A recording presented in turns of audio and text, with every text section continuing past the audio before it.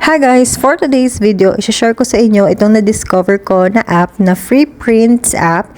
And sa unang gamit nyo ng application, magkakaroon kayo ng 45 pieces na free prints. And pwede kayong gumamit ng discount code. Ilalagay ko na lang dyan sa screen yung aking discount codes para magkaroon kayo ng free shipping.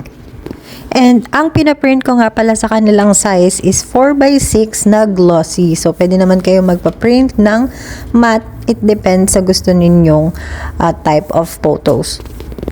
And itong app nga pala na ito is exclusive sa Canada and sa US. So, sa mga friendship ko dyan dito sa Canada and sa US, ito na yung chance para ma-print ang inyong mga natatagong picture. Charing! So, ayun nga.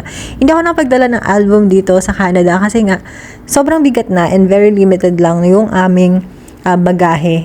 So, buti na lang talaga nakita ko tong app na to and napaprint ko lahat ng mga picture na gusto kong itago kasi iba pa rin talaga kapag printed yung mga pictures kasi yung online kasi or yung mga hard disk na sa computer, ganyan, pwede kasing makorap or either ma-virusan, ganyan. Kaya, iba pa rin talaga kapag printed ang mga pictures and yung may photo album ka na tinitignan, ganun.